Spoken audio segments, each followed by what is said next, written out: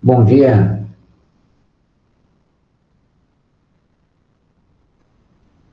Estão me ouvindo?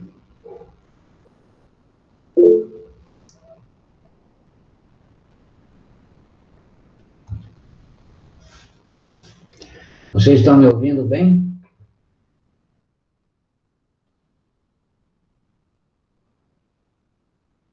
Ah, ok. Interessante. Hoje vocês entraram sem que houvesse a necessidade de permissão. Primeira vez que isso ocorre. Acho que eles alteraram a plataforma. Isso é bom. As notas já foram entregues a vocês ou não?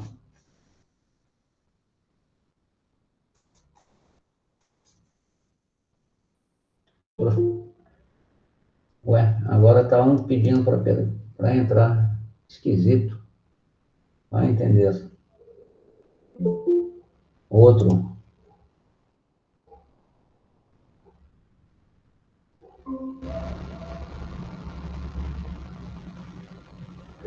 Os professores já entregaram as notas ou não? Alguém já entregou?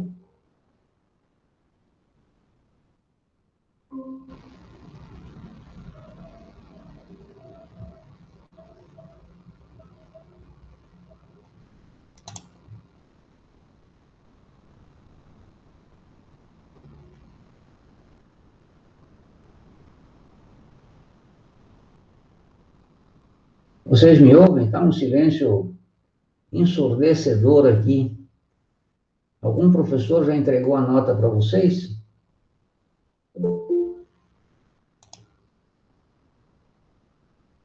Aí, como é que vocês foram? Pode abrir o microfone, sem problema.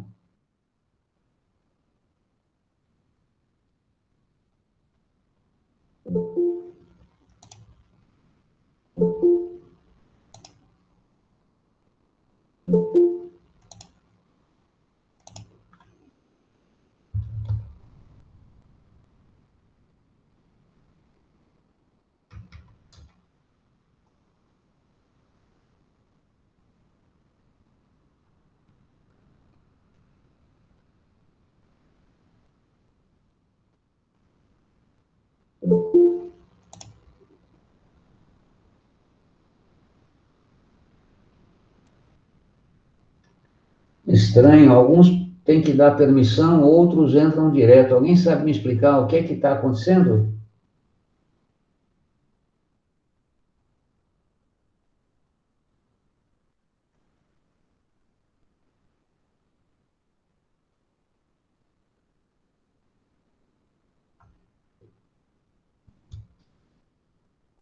Professor, é que às vezes quando a gente tenta entrar pelo plural, ele cria meio que uma conta do Google e aí a partir dela a gente não precisa pedir permissão para entrar, a gente só entra. Sim. Agora a gente, só que alguns alunos têm a própria conta do Google e às vezes essa opção do plural ela não aparece. Então a gente acaba entrando com a nossa conta normal mesmo do Google. Aí a gente tem que pedir permissão. Ah, tá. Ah, eu acho que você matou a charada. A escola, por conta do uso do plural, o plural automaticamente cria uma conta no Google Drive ou no Gmail, sei lá, mas principalmente no Google Drive. Eles criaram para mim, eu imaginei que estava na minha conta do Gmail, mas não, eles criaram uma conta à revelia. É bom que tem arquivamento ilimitado.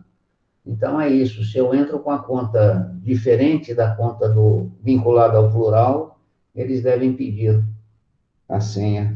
Ah, tá legal.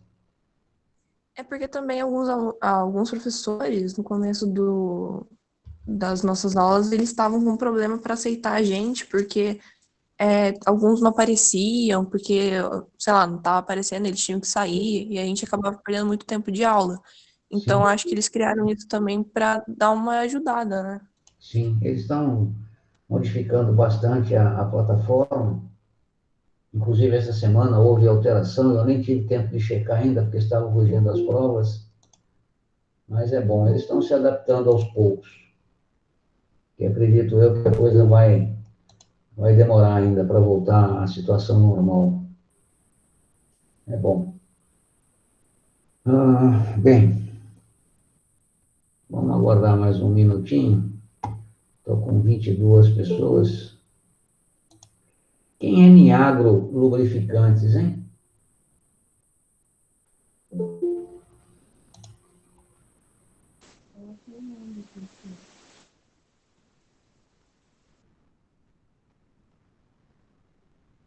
Quem é Niagro Lubrificantes? Estou vendo um nome estranho aqui. Gostaria que se identificasse. Professor, eu acredito que seja a Maria Fernanda. Ah, tá. Ok. Não, é só para saber, porque de repente vem alguém estranho aí e começa a fazer bobagem, é perigoso, né? Invade o sistema, sei lá se é possível isso ou não, mas como eu não conheço a plataforma totalmente, ela está passando por modificações, é bom que vocês tenham um nome registrado aí para que eu possa identificá-los, né? Então apareceu um nome estranho aqui, eu já fiquei atento, porque já ocorreu isso, não comigo, mas eu tive notícias de que invadiram salas de aula e fizeram coisas que não devia. É complicado. Hoje em dia não está fácil, não. Bom, 26, faltam dois. Eu corrigi a prova de vocês e só não sei como entregá-la. Não sei se entrego individualmente ou se coloco. Ela já está no Google Drive. E compartilho o link, cada um pega a sua. O que é que vocês sugerem?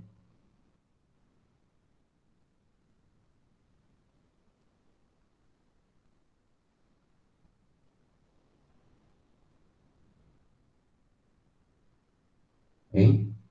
Alguém tem uma sugestão para a entrega das provas? Como é que os professores fizeram? Professor, os professores que não mandaram no plural, eles mandaram pelo formulário Google. Então, ele já estava acessado direto no e-mail, mas eu acredito que assim vai dar muito trabalho. Então, pode ser do jeito que o senhor preferir. Porque para mandar por e-mail individual, a única forma que eu pensei, eu não tenho o e-mail de todos, né? Eu pensei numa possibilidade. Vocês mandariam um e-mail a mim solicitando a prova e eu retorno com a prova taxada. Essa é uma possibilidade. Vai dar um trabalho danado, mas paciência, leva tempo, mas é feito. A outra possibilidade é, como eu já falei, as provas estão no Google Drive. Aí eu abro o link para vocês, compartilho, cada um vai lá e pega a sua. Qual é o problema aí? O problema é que a prova torna-se pública, pelo menos a vocês, né? Aqueles que têm o link. Tá? Professor, tem como também mandar todas para um aluno só? Aí esse aluno distribui as provas. Sim, pode ser também, Mariana. Boa sugestão. Quem é que poderia ficar com essa incumbência? Professor, a gente tem um e-mail da sala que a gente recebe, o professor de redação, ele manda as nossas redações para esse e-mail, e daí, a partir desse e-mail, uma pessoa vai e manda para a sala toda. Acho que Tá. pode ser através desse e-mail. Se você puder compartilhar esse e-mail para mim, bota no chat aí para eu poder. Aí eu faço o link da prova, da pasta com as provas para esse e-mail. Aí vocês pegam lá. Tá bom? Então bota no Tá, link. eu não lembro mas eu vou procurar aqui. Aí eu mando. Tá bom, então. Muito obrigado, Nicole. Bem, vamos começar a nossa aula de hoje. Então, já temos a sala completa, acredito eu, e considerações sobre a prova. Muitos, eu creio que uns 8, não mandaram a prova em PDF, mandaram em fotografia, né? O que deu um certo trabalho, porque eu tive que pegar as fotos, cortar as fotos, editar as fotos, colar num doc e salvá-lo em PDF para que eu pudesse corrigir no iPad. Por quê? Porque eu comprei um aplicativo específico para isso, né? Ele abre os documentos em PDF e eu escrevo neles como se estivesse escrevendo em papel. E ele salva, enfim, vocês verão, é praticamente a mesma coisa, né? Por isso que eu pedi em PDF, que é mais fácil de se trabalhar desta forma. Então, alguns não cumpriram esta determinação. Outros esqueceram que era uma prova dissertativa, ou seja, você tinha que fazer a memória de cálculo. Então, tem uma questão lá que eu pergunto, é circunferência? O raio é tanto? Simplesmente respondeu sim, não, sim. Quer dizer, isso não é forma de responder uma questão dissertativa. Vocês precisam ter atenção para isto, por quê? Uma coisa é você fazer um vestibular onde há questões alternativas para você resolver. Aí não interessa o jeito que é feito. Você pode até chutar, né? Não importa isso. O avaliador, ele simplesmente, nem existe avaliador nesse caso, né? Nesse caso é feito por computador. Mas, uma prova dissertativa, o avaliador vai verificar a memória de cálculo. E a memória de cálculo, eu já falei para vocês no ano passado várias vezes, né? É muito importante. Por quê? Porque a memória de cálculo é o texto em linguagem matemática que traduz a sua ideia sobre o problema que foi apresentado. Então, conforme você o desenvolve, ou seja, você escreve a historinha, né? O avaliador tem condições de perceber se você domina ou não domina o conteúdo que está sendo discutido ali. Portanto, tenham atenção para isto. É uma coisa fundamental, né? E, basicamente, como é que a memória de cálculo é feita? Como é que ela é desenvolvida? Como eu falei, é um texto, né? É como se você estivesse fazendo uma redação. A diferença de uma redação para a memória de cálculo, que nós chamamos, né? É que você usa símbolos matemáticos. Então, quando você faz um texto, uma redação, você o faz para alguém que vai ler, e este alguém terá que entender o que se passa na sua cabeça naquele momento que você escreveu aquele texto. A memória de cálculo na matemática é a mesma coisa. Quando o avaliador analisa o desenvolvimento que você deu para a questão, ele está percebendo o que é que passou na tua cabeça, qual foi a linha de raciocínio, qual foi a estratégia que você usou para dar solução ao problema que foi proposto. Então, isto é fundamental. E, basicamente, você tem que fazer a coisa de forma que aquele que vai ler, né, você supõe que não sabe nada.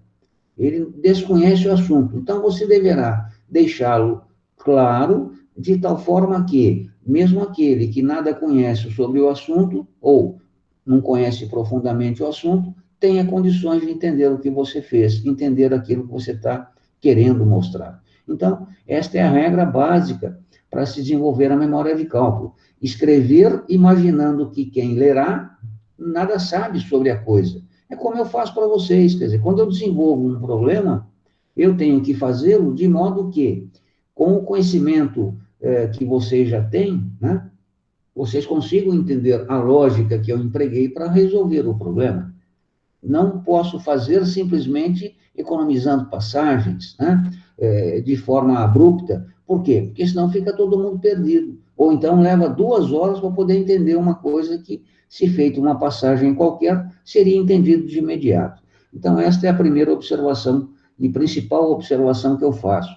Toda vez que resolver, que fizer uma prova dissertativa, faça com a memória de cálculo de modo claro, né? Uma outra coisa que eu percebi em algumas provas é que a prova foi feita, sei lá, a impressão que a gente tem quando pega a coisa é desleixo. Ou seja, tinha uma tarefa para fazer, foi lá e fez de qualquer jeito só para se livrar dela, né? A impressão que a gente tem é esta, pelo menos a impressão que eu tive.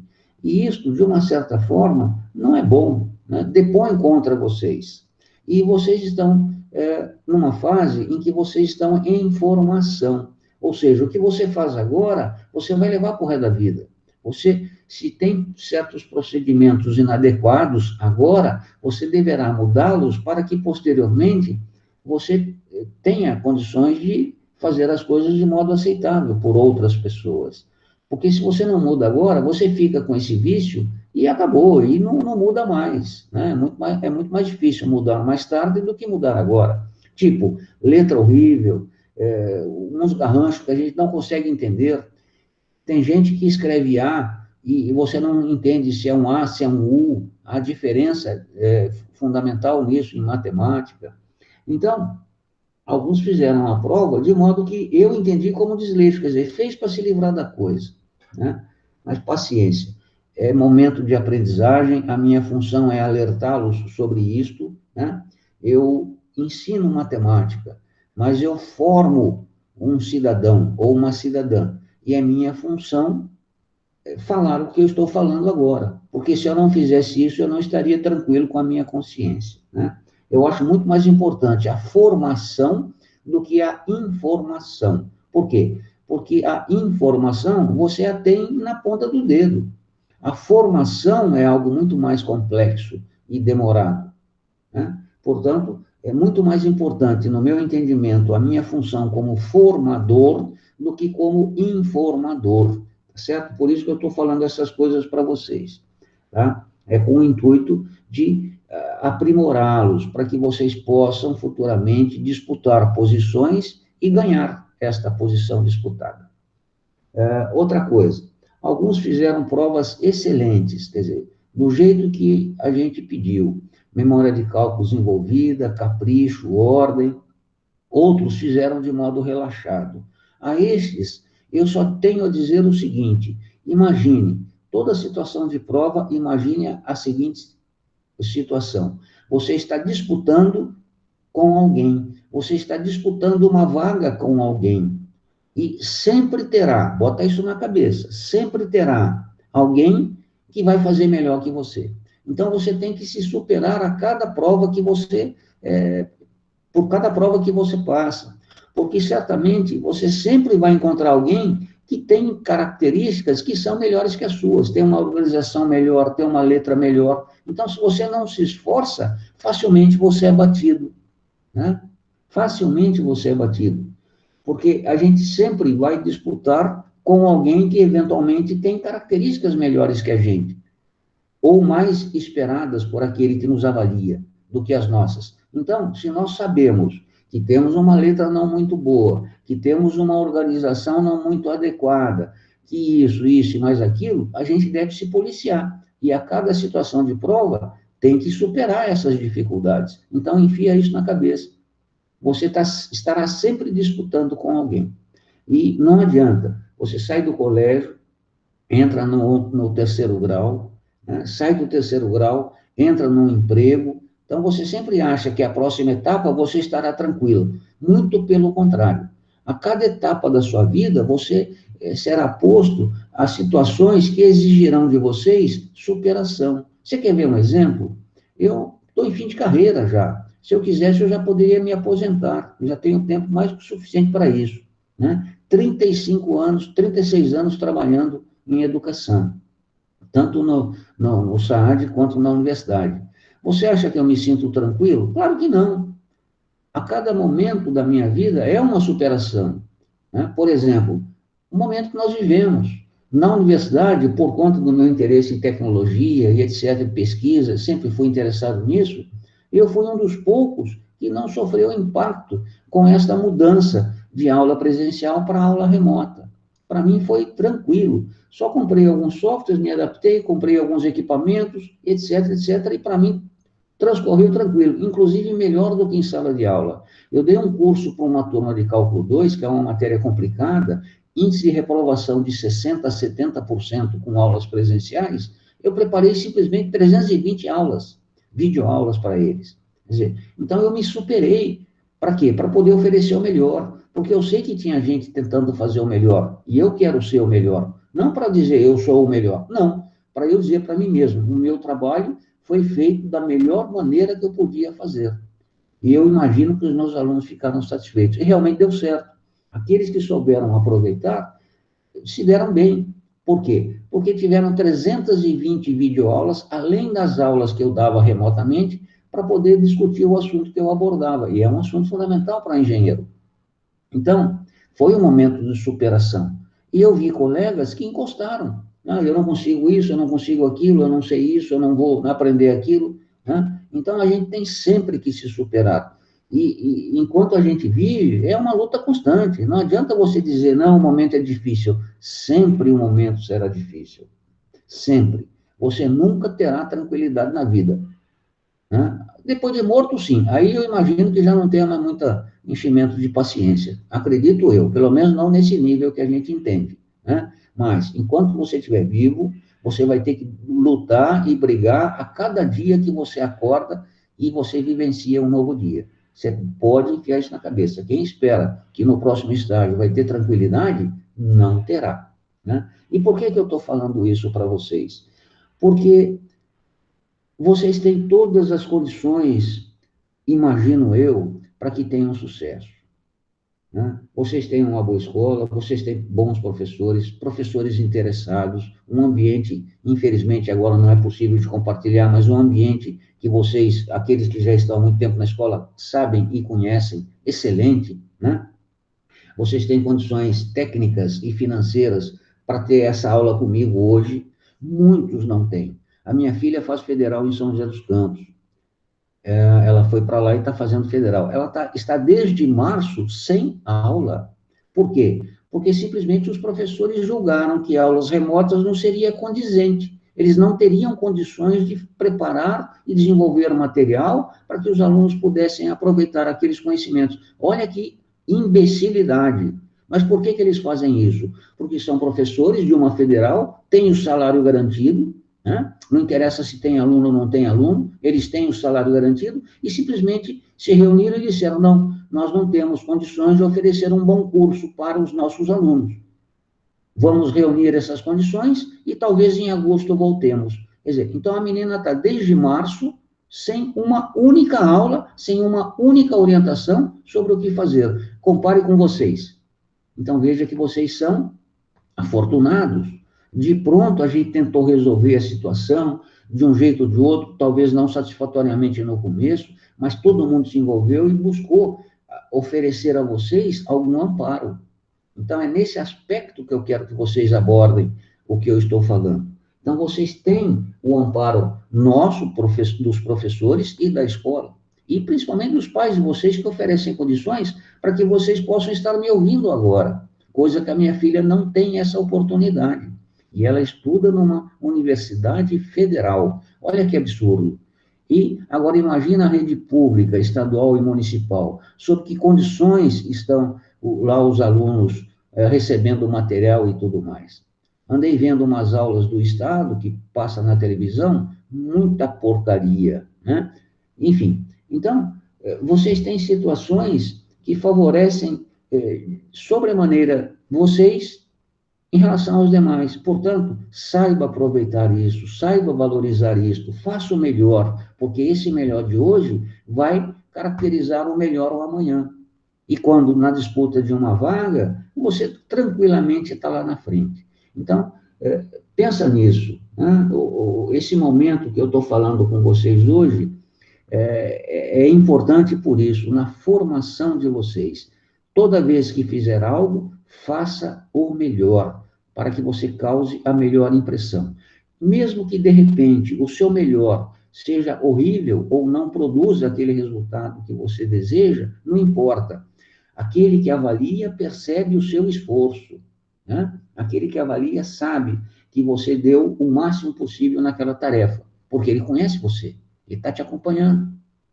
Então, se você não conseguiu chegar naquilo que ele desejava, mas pelo menos você mostrou a ele que você está tentando, que você vai chegar lá, é só uma questão de tempo, tá certo? Então, eu estava com isso engasgado aqui, E eu precisava falar com vocês, né? Eu acho que a minha função fala isso. Infelizmente, a gente está distante. Eu gostaria de falar olhando nos olhos de vocês. Eu sempre trabalhei desta forma, com formação. Informação, para mim, é um aspecto secundário da minha profissão, né? E eu precisava dizer isso, porque se fosse com os meus filhos, eu diria a mesma coisa. Inclusive, quase todos eles foram meus alunos, exceto a pequenininha que está lá em São José dos Campos. Infelizmente, ela não foi minha aluna, pelo menos não regularmente em sala de aula, mas todos os outros foram.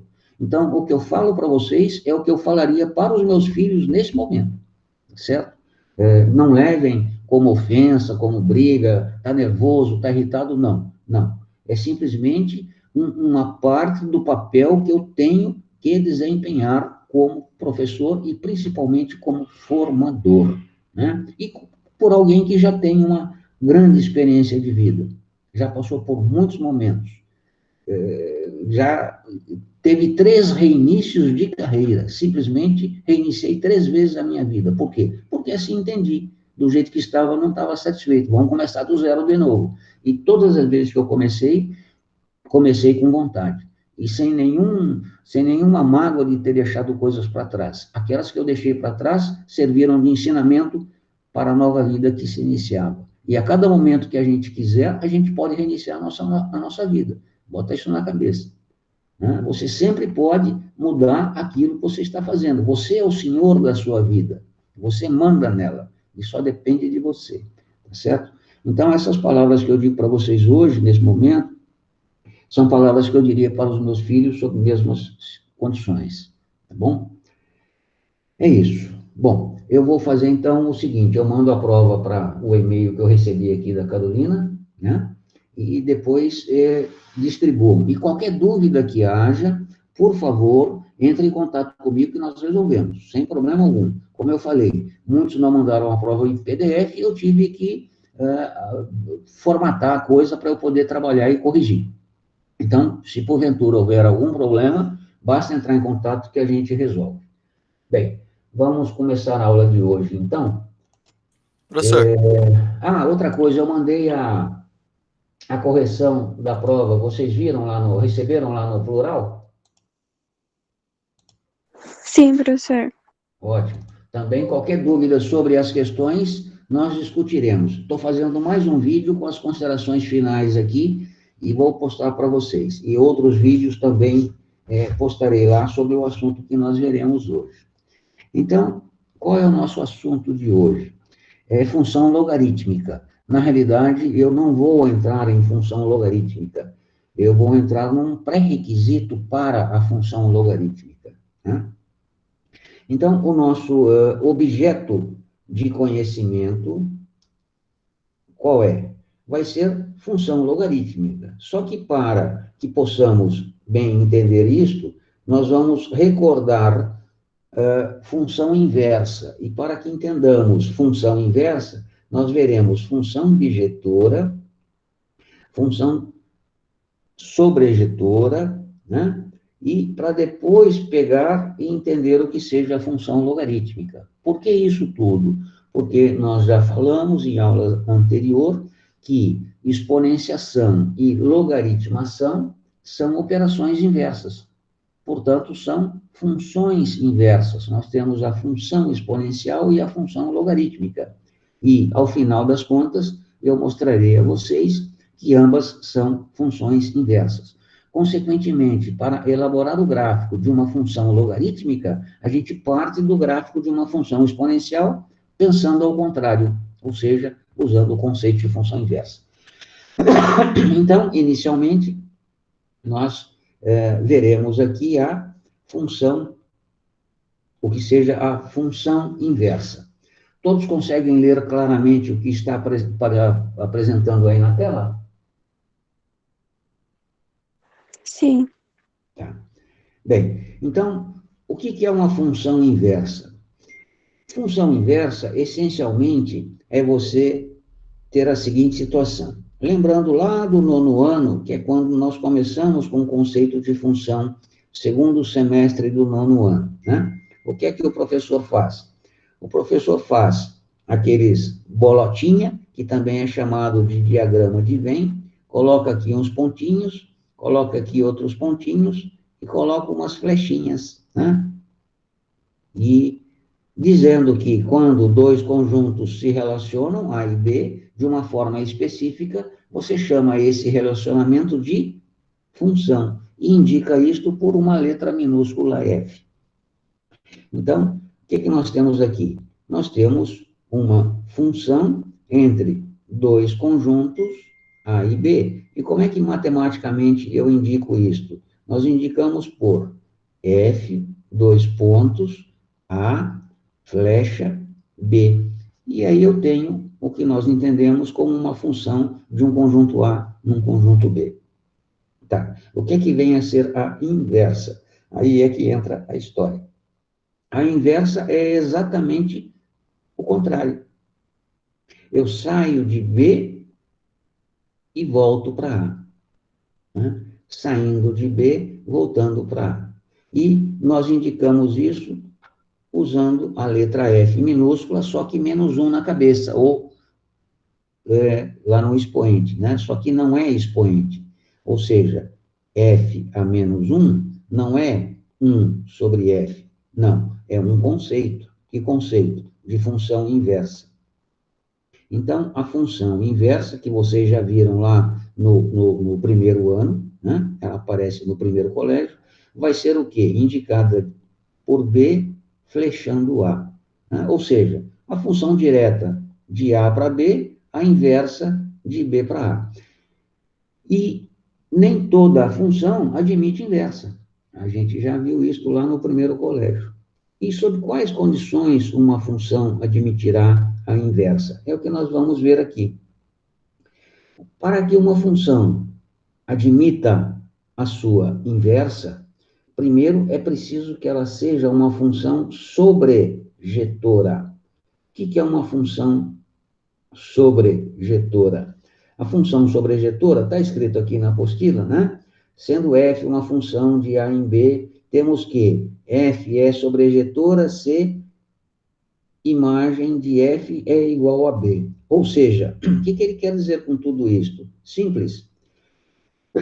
Uma função é sobrejetora, desculpe, uma função é sobrejetora, e hoje está ruim, se todo o conjunto imagem, ou desculpe, o conjunto contradomínio for o conjunto imagem. Mas como assim? Simples. Observe aqui este exemplo, né? Eu tenho aqui 1, 2, 3, 4. O 1 se ligou com 1, o 2 com o 2, o 3 com o 3, o 4 com o 3. Observe que nós temos aqui, vamos chamar esse conjunto de A e esse conjunto de B. O conjunto A também é chamado, ou pode ser chamado, de conjunto domínio. E o conjunto B, contradomínio.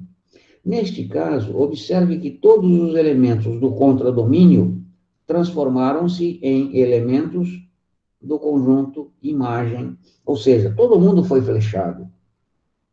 Então, quando isto acontece, o que acontece? O contradomínio é igual ao conjunto imagem da minha função, eu digo que a função é sobrejetora. Então, quando que uma função é sobrejetora?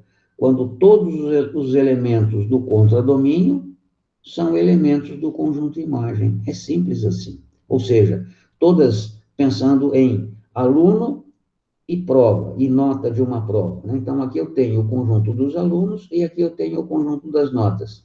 Se todas as notas possíveis, né, de serem tiradas foram tiradas, a função é sobrejetora. Note que, nesse caso aqui, a função não é sobrejetora. Por quê? Porque o elemento 1 do conjunto contradomínio não é elemento da imagem. Então, este exemplo não é de uma função sobrejetora. Tá certo? Ficou claro isso, minha gente? Quando que uma função é sobrejetora ou não é sobrejetora? Alguma pergunta? Tudo bem? Então, não esqueça, de modo bem simples, né? Quando que a função é sobrejetora? Quando a função é sobrejetora, quando o contradomínio for igual ao conjunto imagem. Simples assim. Bem, entendido o que é uma função sobrejetora, nós precisamos agora entender ou rever o conceito de função injetora. Quando que uma função será injetora? Vamos ler o que está escrito na apostila. Sendo f uma função de a em b e x1 e x2, dois elementos distintos quaisquer do conjunto A, temos que f é injetora se f de x1 diferente de f de x2. Traduzindo esta linguagem, né? O que é que podemos compreender aqui? Simples, observe. Eu tenho aqui o conjunto A, eu tenho aqui o conjunto B. Observe que esta função, né, não é uma função sobrejetora. Por quê? Porque o 1 sobrou aqui. Então, ela não é sobrejetora. Mas ela é injetora. Por que que ela é injetora? Aqui eu tenho domínios. Vamos chamar de x1. Domínio x1, domínio x2. Então, domínios diferentes, ou seja, o domínio x1 é diferente do domínio x2, que é diferente do domínio x3, que é diferente do domínio x4. Então, para domínios diferentes, o que acontece? Note, imagens diferentes.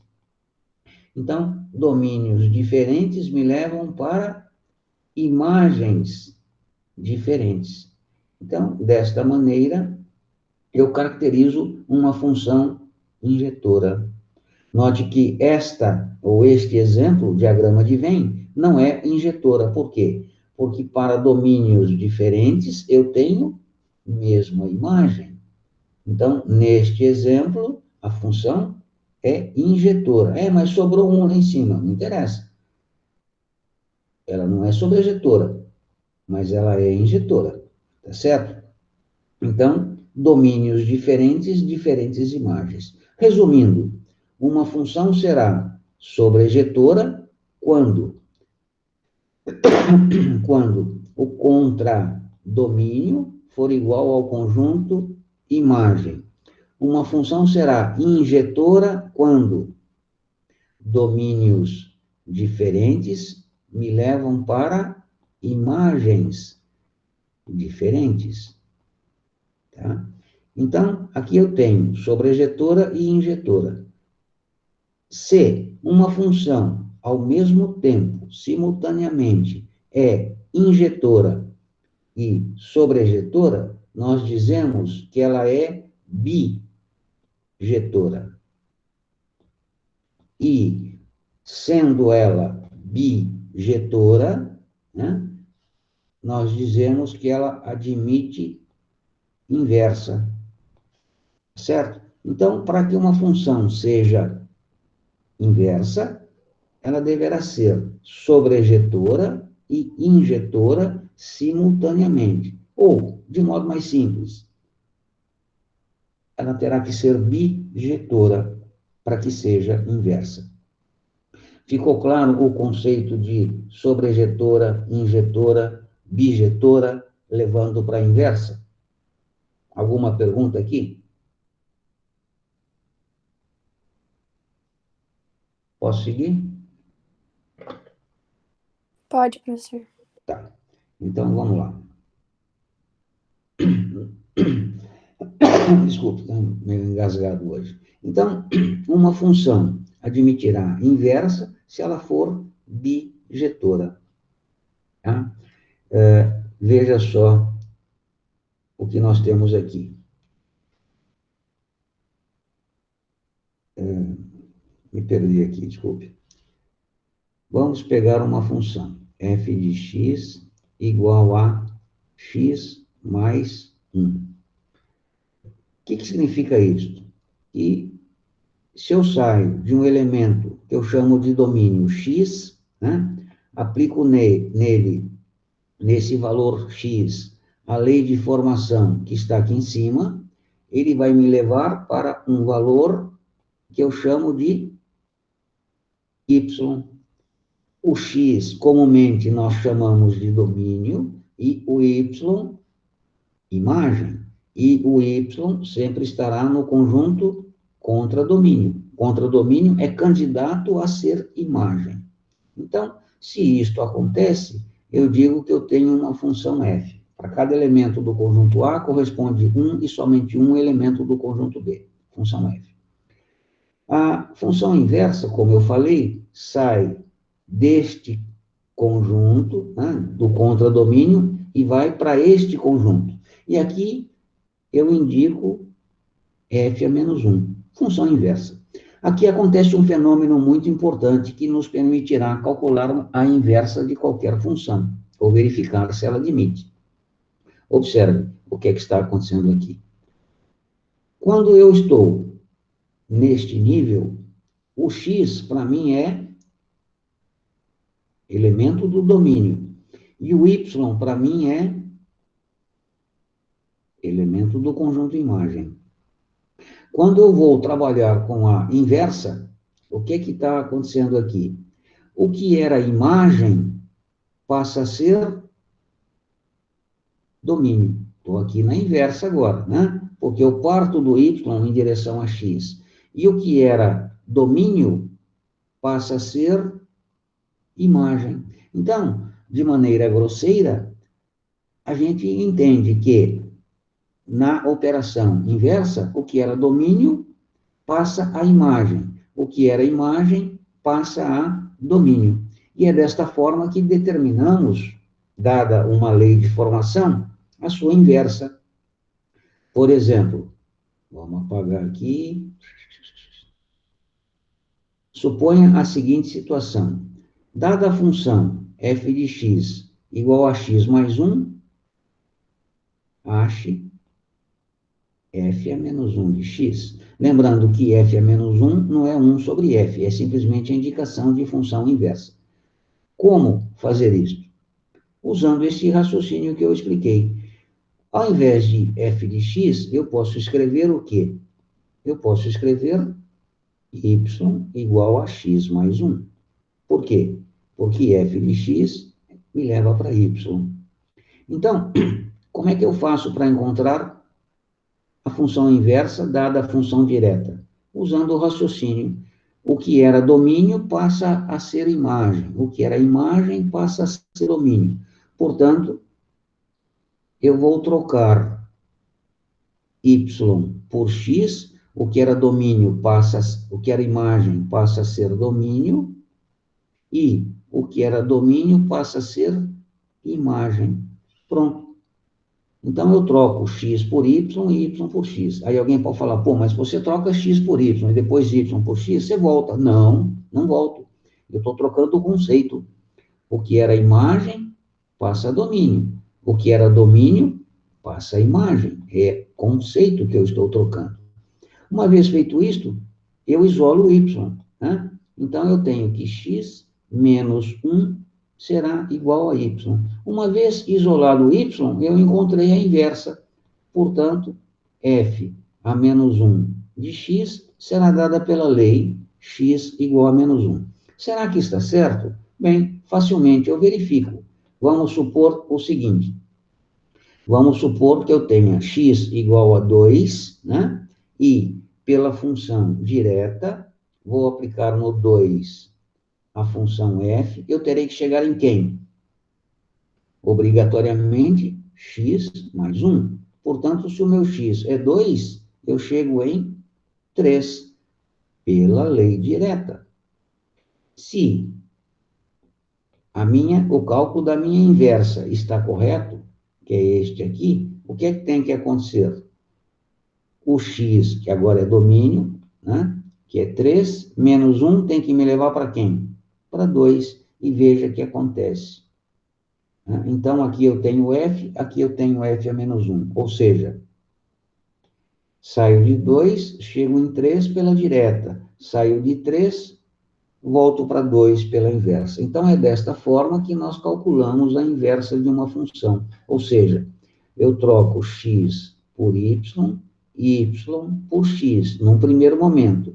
E num segundo momento, eu isolo o valor y. Então, usando esses dois passos, eu calculo a função inversa. Tá? Alguma pergunta até aqui? Sem problema? Posso seguir? Bom, vamos fazer mais um exemplo aqui.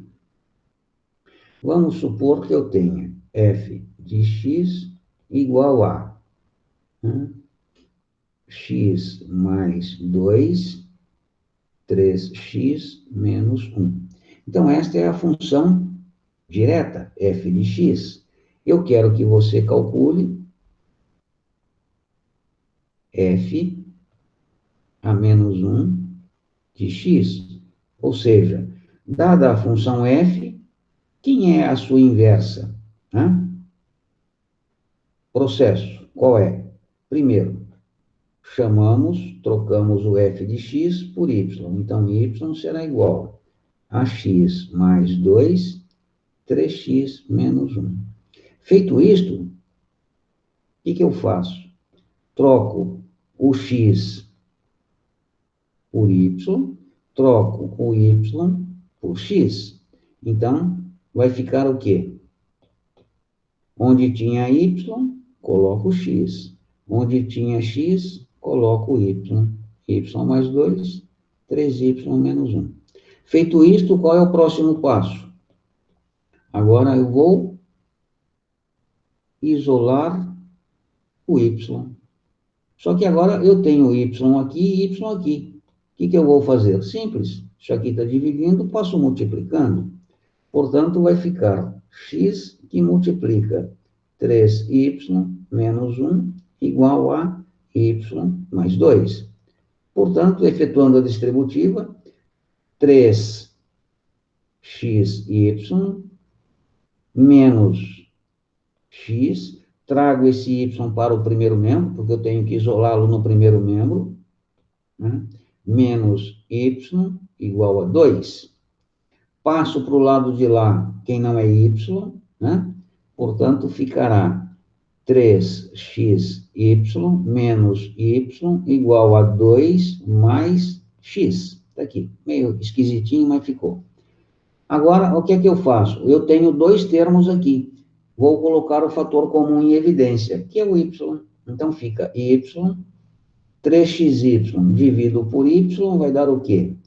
3x. Menos y dividido por y vai dar o quê? Menos 1.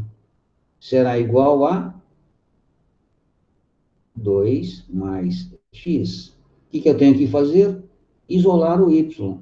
Então, isto aqui está multiplicando. Vou pô-lo no segundo membro, dividindo. Y será igual a x mais 2 dividido por 3x menos 1. Então, o que é que significa isto? Que isto é a minha inversa.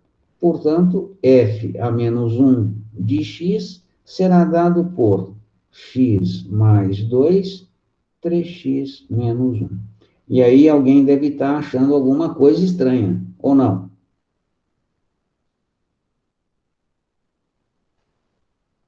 Ninguém está achando nada estranho? Vocês estão me ouvindo ou caiu a ligação? A gente está te ouvindo, professor. É porque eu estou com a internet ruim, inclusive pedi para a NET vir hoje, eles virão às 11 horas. Bem, ninguém achou nada estranho aí? Opa. Olha só isso aqui, ó. De onde que eu saí? Onde é que eu cheguei? Exatamente na mesma coisa. Isso acontece, né? Não é comum, mas não é impossível. Vamos ver se está certo. Como é que eu verifico se o meu problema está certo? Vamos pegar aqui 1. Vamos sair de 1. Então, eu tenho o ponto 1 de domínio, aplico nele a função direta. Se eu aplicar nele a função direta, vai ser o quê? 1 mais 2, 3. 3 vezes 1, 3. Menos 1, 2. Portanto, se eu saio de 1, eu vou chegar pela direta em 3 meios, né? De novo, 1 mais 2, 3. 3 menos 1, 2. Portanto, 3 meios. Se estiver certo, o que é que tem que acontecer? Isto aqui eu indico caminho da F. Se estiver certo, eu tenho que sair de 3 meios, né, e voltar a 1 pela inversa. Vamos substituir aqui na inversa, né? Então, colocando aqui, no lugar do x, 3 meios. Vamos ver. 3 sobre 2 mais... O que é 2? É 4 sobre 2, porque daí eu já deixo o denominador igual. 3 vezes 3 meios, menos, como aqui vai gerar uma fração com o denominador 2, 2 sobre 2. Escrevo 1 na forma de 2 sobre 2. Portanto, eu tenho 3 meios mais 4 meios, 7 meios. Aqui eu tenho 9 meios, 3 vezes 3, 9 meios, menos 2 meios, costuma ser 7 meios. 7 meios dividido por 7 meios, costuma ser 1. Opa! Então, saí de 3 meios, cheguei em 1 pela inversa. Conclusão, meu problema está certo. Portanto, esta é a lei de formação da inversa da função lá em cima. Entenderam como é que faz o processo para o cálculo da inversa? Alguma dúvida? Não? Posso seguir? Tá. Bem, toda função admite inversa? Não. Algumas funções sempre admitirão inversa. Por exemplo, a função polinomial de primeiro grau, ou seja, uma f de x igual a ax mais b. Então, qualquer que seja o a, qualquer que seja o b, isto aqui sempre admitirá f a menos 1 de x. Porém, uma função de segundo grau, vamos supô-la f de x igual a x ao quadrado mais 4x mais 4. Né? Mais 4. Isto aqui é um trinômio quadrado perfeito. Então, eu posso escrevê-la como sendo f de x igual a x mais 2 ao quadrado. É a mesma coisa. Quadrado do primeiro, o dobro do primeiro pelo segundo, o quadrado do segundo. Então, esta é a minha função. Posso trabalhar com isto ou trabalhar com isto, não tem problema algum. Será que ela admite inversa? Bom, se ela admitir inversa, tem que acontecer certas coisas. Que coisas? Ela ser injetora e sobrejetora. Veja só o que acontece aqui. Se o x, né, for igual a 1, né, melhor, vamos fazer o gráfico, analisar o gráfico que fica mais fácil. Traçando o gráfico desta função de segundo grau, nós já vimos como fazer isto, né?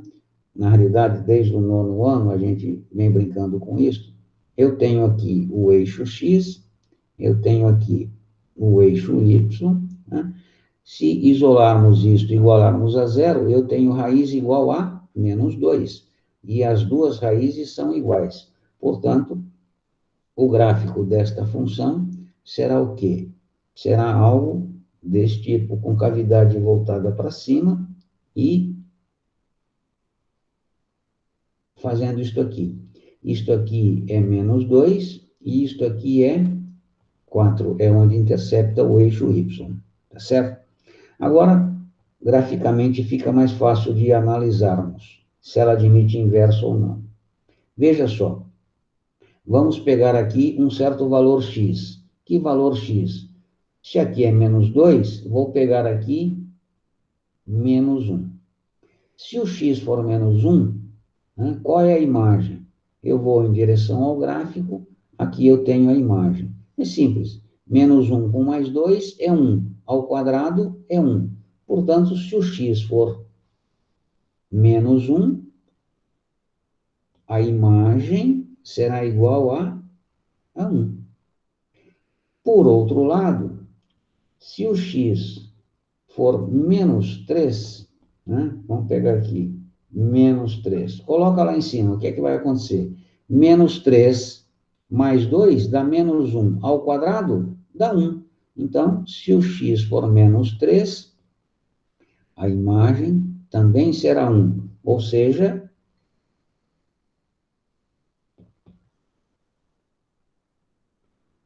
aqui. O que está acontecendo aqui? Esta função, diferentes domínios, aí, ó, x1 diferente de x2, me leva para f de x1 diferente de f de x2? Não. Portanto, ela não é bijetora. Na verdade, ela não é injetora, né? Não sendo injetora, não é bijetora. Não sendo bijetora, não admite inversa. Não admite inversa. E facilmente eu percebo isso. Como assim? Lembra que eu expliquei como determinar o domínio e a imagem de função lá atrás, quando estávamos estudando, e falei, trace retas perpendiculares a x para determinar o domínio. Por quê? Porque enquanto as retas cortarem o gráfico, né, e o eixo, aquele elemento do eixo faz parte do domínio. E como é que eu falei sobre imagem? Trace retas perpendiculares a y. Enquanto as retas cortarem o gráfico e o eixo, aquele ponto no eixo é imagem. E de forma semelhante, nós faremos agora. Observe. Tracei aqui. Quando eu estou pensando em inversa, para esse domínio e para esse domínio, eu tenho a mesma imagem. Conclusão, não admite inversa. Então, facilmente eu percebo se uma função, se o gráfico de uma função, a função admitirá ou não admitirá inversa, né? Basta que eu trace retas perpendiculares ao eixo y. Se esta reta corta o meu gráfico em 2 pontos, significa o quê? Que eu tenho 2 domínios distintos para a mesma imagem, portanto, não admitirá inversa. Uma função de segundo grau, portanto, não admite inversa, né? Quando é que ela admitirá inversa? Quando ela tiver domínio limitado. Por exemplo, vamos supor que eu falasse a seguinte coisa, né? O mesmo exercício, só que mudando um pequeno detalhe. Que detalhe? Veja só. Dado que f de x é igual a isto, né? Para todo x pertencente a R, tal que x é maior ou igual a menos b sobre 2a menos 2.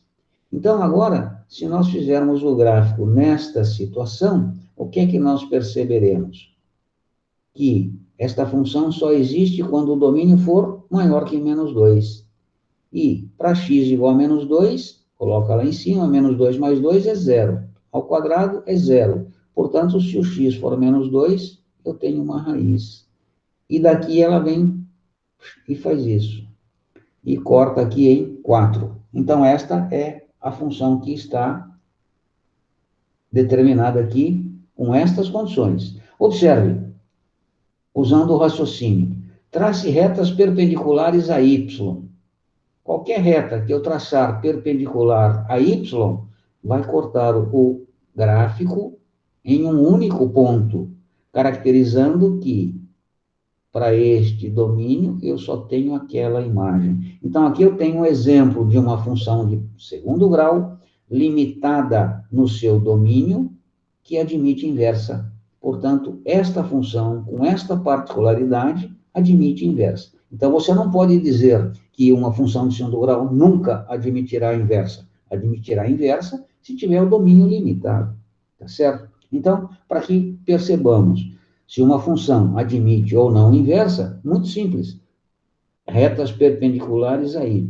Cortou o gráfico em um único ponto, admitirá inversa. Não cortou o gráfico em um único ponto, não admitirá inversa. Mais um exemplo rápido antes que termine a nossa aula. Suponha que tenhamos aqui o eixo x e aqui o eixo y. Suponha que aqui nós tenhamos a função f de x igual a x ao cubo, que é uma função de terceiro grau. Se nós entrarmos com valores para x, obteremos valores para y, de modo que o gráfico será algo assim, como se fosse uma hélice, né? Ou seja, se o x for 1, a imagem é 1. Se o x for menos 1, a imagem é menos 1. Se o x for 0, a imagem é 0. Então, este é o gráfico desta função, f de x igual a x ao cubo. Esta função admite inversa? Sim ou não? Não, professor. Não? Veja, o que eu falei? Para verificar se ela admite inversa, trace retas perpendiculares a y. Aqui, ó.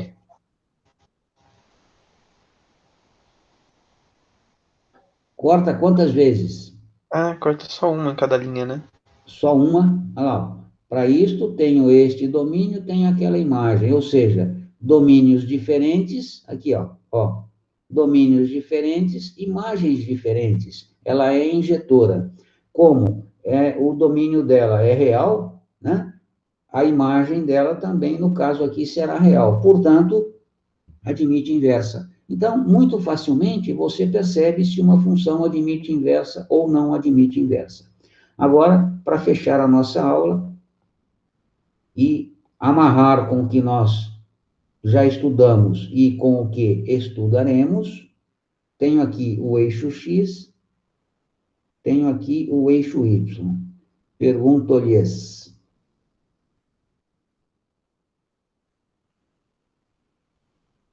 que gráfico é esse?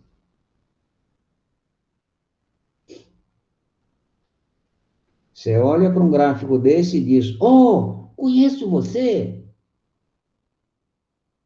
Que gráfico é este?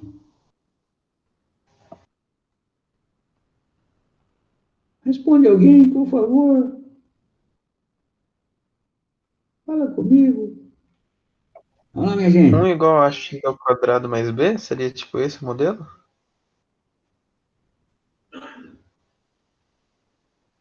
Não, isso é uma função exponencial.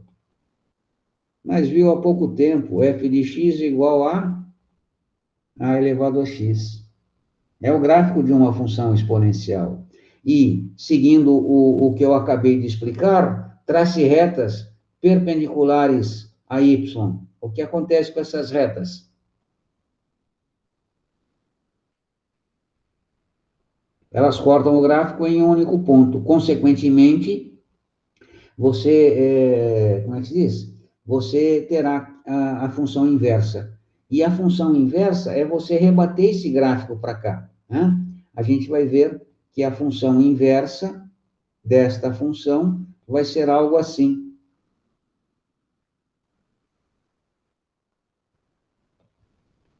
Veja que ela guarda uma certa simetria aqui, né? E esta função vai ser a função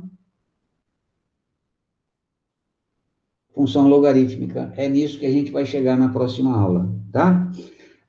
Eu vou mandar para vocês alguns vídeos abordando esta ideia aqui, para que, quando discutamos esses assuntos na próxima aula, vocês já tenham mais familiaridade com eles. Então, assistam o vídeo para a próxima aula, para que a gente possa discutir o gráfico da função, traçar o gráfico da função e analisar o gráfico da função. E é um gráfico muito simples, porque ele só tem dois formatos, né? Ou ele faz isso, ou ele faz outra coisa lá que a gente vai ver. É muito semelhante à função exponencial. A função exponencial também só tem dois tipos, né? Ou ela é crescente, ou ela é decrescente. Olha lá, né? Ou ela é isso, ou ela é aquilo, não tem outro jeito. Puxa para cima, puxa para baixo, dependendo da lei de formação, mas essencialmente é isso. E o logaritmo também é a mesma coisa, né? Então, eu vou mandar esses vídeos para vocês, essas videoaulas, sobre o gráfico da função logarítmica, para que vocês deem uma assistida, e quando a gente tratar disso na próxima aula, fique mais fácil o nosso entendimento, tá bom? Bem, Eu vou mandar as provas, então, para o e-mail que eu recebi, e aí alguém se incumbe de distribuí-las. As provas têm alguns comentários, como uma prova de papel normal, né? Só que ela está em PDF. E qualquer reclamação, manda para o meu e-mail, né? armando@unital, com U, né? Alguém escreveu assim, Unital, não chegou à prova, né? Unital, não é com L, é com U. E eu respondo, esclareço, e se tiver enganado, eu refaço a nota. Tá bom, minha gente? Alguma pergunta, algum desejo, algum pedido especial? Acho que não, professor. Tá bom, então. Então eu fico por aqui. Uma boa semana para vocês, bom estudo, e que a gente se encontre na próxima quarta-feira. Em qualquer horário durante a semana, basta que você me questione que de pronto eu respondo, tá? Estou aqui sempre à disposição. Não precisa esperar a próxima aula para a gente poder resolver algum problema. Pode deixar, professor. O senhor também. Uma Um ótima semana, abraço. viu? Tchau, tchau. Valeu, professor. Obrigadão. Bom dia a todos. Tchau, professor. Tchau, Obrigada. professor. Tchau, Bom final de tchau. semana.